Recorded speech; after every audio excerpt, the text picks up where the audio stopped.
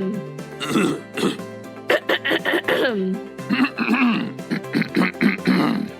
my God, will you cough up that cheese ball already?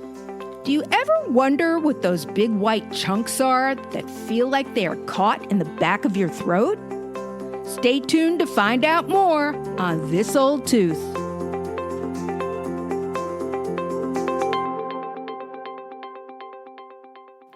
Hello, everyone. You are listening to This Old Tooth, a podcast devoted to providing you with honest, agenda-free information about how you can get and keep a beautiful, healthy smile for life.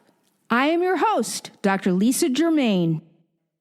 Do you ever wonder what those big white chunks are that feel like they are caught in the back of your throat?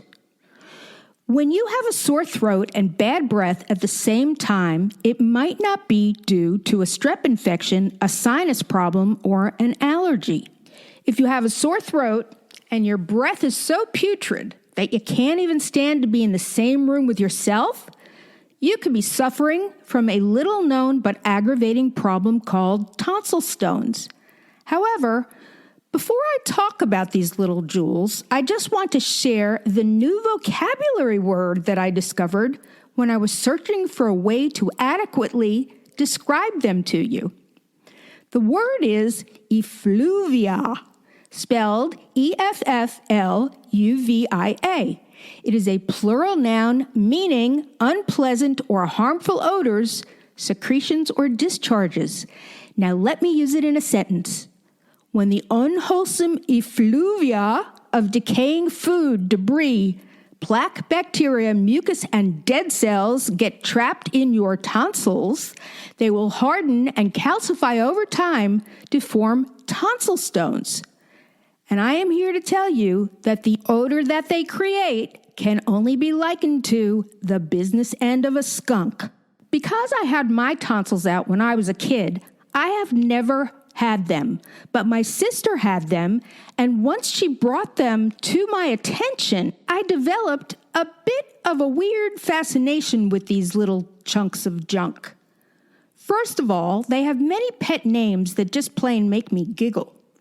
Cheese balls, throat cheese, cheese chunks, gompers, dead drops, punk rocks, fast food, tonsil surprise, Marble Farm, Tasmanian tonsil ticklers, classic rocks, devil's feta, and my favorite of all, sneeze nuggets. Because if you sneeze hard enough, you might just send one flying across the room through your nose. My good friend and orthodontist, Dr. Brad Gottsagen, said that he once had a college roommate who had them, and he called them lung nuts. Another one of my absolutely positive favorite names for them.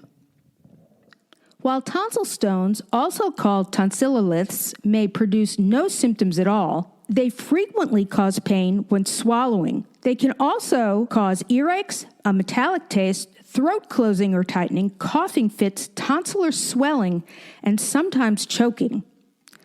Tonsilloliths occur more frequently in teens than in adults or young children.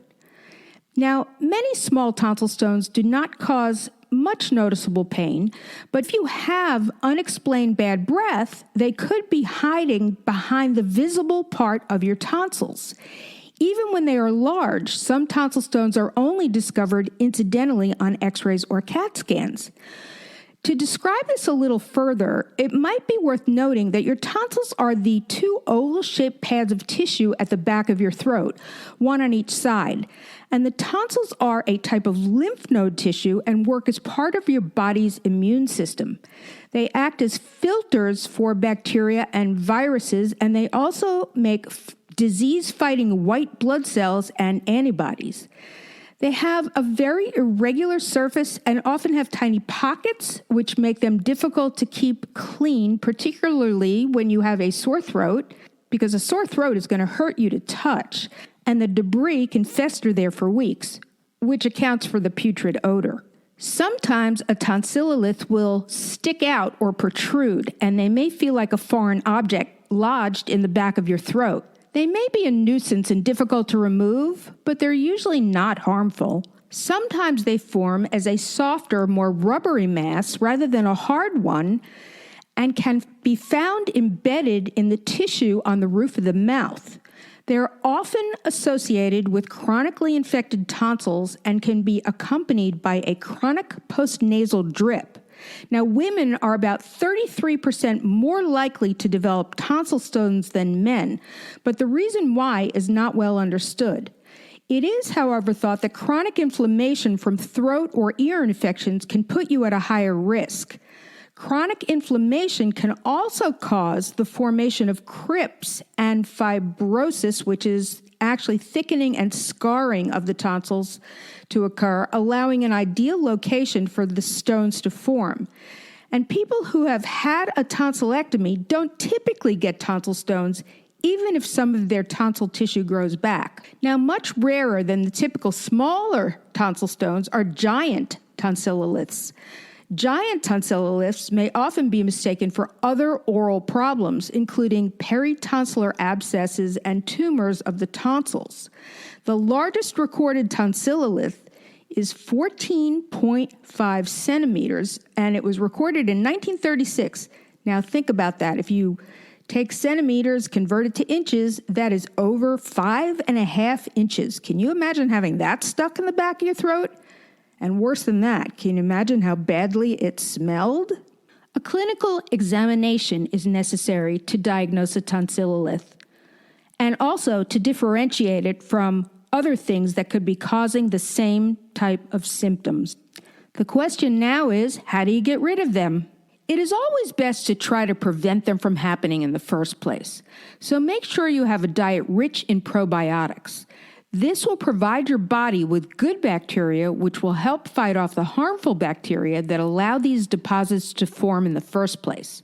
Proper dental hygiene, gargling, and drinking lots of water helps keep the throat area properly flushed and will remove the particles that get lodged and eventually form the tonsil stones. And it is always recommended to brush your teeth 2 times a day for at least 2 minutes and to floss once a day to remove the debris and bacteria from your mouth. But if you are unsuccessful in preventing tonsil stones and begin noticing that you have acute ear pain or difficulty swallowing and unusually bad breath, you might want to try one of these simple home remedies. You can wet a soft bristle toothbrush in water, push the bristles into the tonsil stone, and try to dislodge it. If you are concerned about scratching your throat, or if it is too sore to rub the nylon bristles over the area that is inflamed, you can use a moist cotton swab instead. You can also use either a suction bulb or an eyedropper to try to put a little bit of suction around the area. Using a warm saltwater solution to gargle with helps relieve the painful symptoms associated with tonsil stones, but it will also shrink the tonsil tissues up so that the stones can be more easily removed. It is also a good disinfectant and tends to dry up excess mucus in your throat. You can also gargle with apple cider vinegar in the same way. However, many times the acidic nature of that kind of solution can give you a sore throat, and that's certainly not what you want. And while you wouldn't want to rinse with lemon juice because it is way too acidic, drinking it in hot water or tea will help fight the calcified debris in the back of your throat. If you are not able to remove the tonsil stones yourself, your dentist can remove them with an instrument called a curette, which can easily scoop them out. If they persist, your dentist may recommend a CO2 laser treatment that will smooth out the surface of the tonsil, making it more resistant to catching the debris. And if tonsil soreness persists, if your tonsils look very red or bleed easily, or if pain from your tonsils extends to your ear, make an appointment to see your doctor.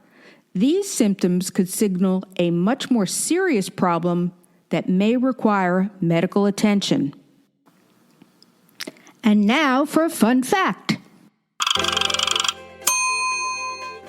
While fingerprinting is arguably the single most widely used method for individual identification, your tongue has a unique print as well.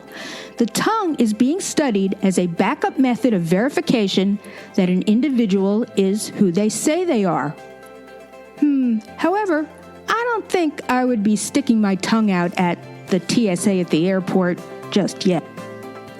If you have any questions about your dental health, please go to the Contact Me page on my website, thisoldtooth.com. I would love to give you a shout out on my show. And wherever you are listening, it would mean a lot to me to have you subscribe to my podcast and give me a review. It will help me give you the information that you want to hear. So until next time, thank you so much for listening, and please, everyone, stay safe.